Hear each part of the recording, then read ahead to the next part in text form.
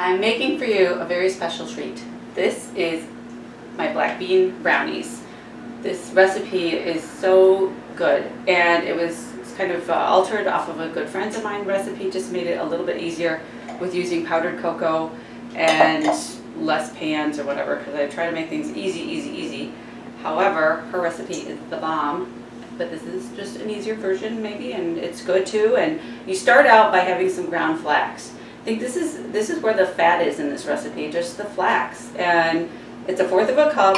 We're going to add a little bit of water and stir it up. And this acts as kind of our binder and our egg too, which if you've watched my videos, you see how the flax and water combines, and in a few minutes it's going to be all gelled together. And then what makes a kind of a buttermilk situation here is a little apple cider vinegar mixed with almond milk or coconut milk or whatever.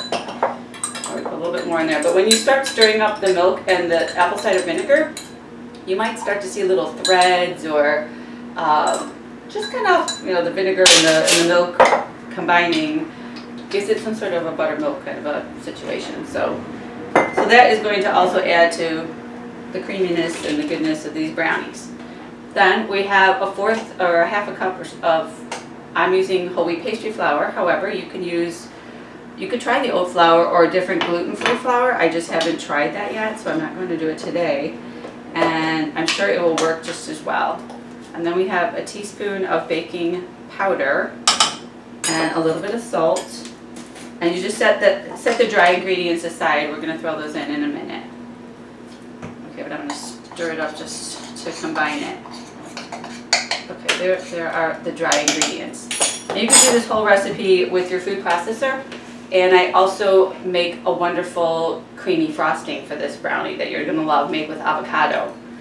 So right now we're going to put the drained and rinsed organic black beans in the food processor, along with our organic cane sugar and our cocoa powder, and also our milk and our flaxseed mixture. The flaxseed mixture is not quite to the gelling. It will be in a few minutes, but I'm going to go ahead and add it. I don't think it's going to matter. I'm just going to process this till it's very smooth, and stop it and scrape down the bowl as needed. This is looking nice. I've added my vanilla. I'm going to have two teaspoons of vanilla in here. And you just cannot believe this recipe tastes so good with what it is. I actually made 900 of these brownies for Whirlpool. Like, they had a wellness fair. We cut them up real small, but that was quite an undertaking. Okay, now we are ready to add the dry ingredients. Not much to it, so just pulse this a couple times. And then we can pulse in our dairy-free chips and some walnuts. We're going to do just a quick pulse to combine with that.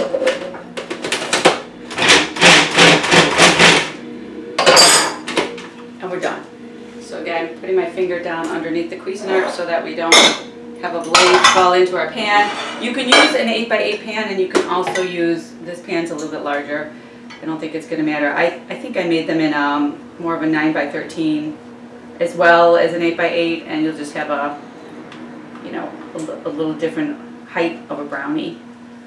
But I think this recipe really calls for the icing. You're going to love the icing. It's avocado and peanut butter and cocoa, and people just have no idea it's made with avocado. That's it. We'll bake this and then frost it later. What are we making?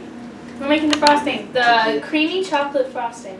In a glass measuring jar. Okay, we heated the milk, and now add the peanut butter to the milk, please, and stir it up. So we heated the milk for 25 seconds, and now we're going to put the peanut butter into the milk and stir it up.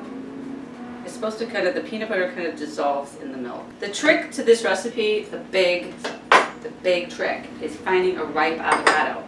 Because this is our fat source in the frosting recipe. And Jolie, can you taste the avocado in this frosting? Not at all. Not at all. But you do have to get an avocado. avocado that's nice and ripe, and this one is lovely. See, there's no brown spots or anything. What? I just licked my finger. Oh! In a real kitchen, you would not want to be licking your finger, right? No. While you're cooking. Right, like. Cocoa powder, Cocoa powder. the confectioner sugar. This goes in there. Carefully. Oh, can you do it? You need help? You got it? Oh, yeah, Mom, I got it. She's got it. Half teaspoon salt, 2 teaspoons vanilla. Mom. Oh. 1, sort of 2. Okay, ready? Mom. Peanut butter mixture, peanut butter milk mixture. Okay, go, blend. You want to use this to scrape down the sides? Yeah, I'm doing that right now. One step ahead of you, Mom. Oh, she's 1 step ahead of me. Okay, what final words do we have to say about this frosting?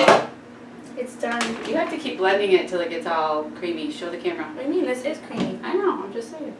And you could add a touch of cayenne pepper, which would really, you know, kick it up a little bit there. All right, I'm Jill of the Cab. I'm Jolie of Nick. And we just want you to eat healthy and take good care of yourselves. Have a good one. Okay, so now we're putting the frosting on the brownies, and we let it sit in the fridge for 5 minutes, I guess. And then it will be good enough to just slap on and be done.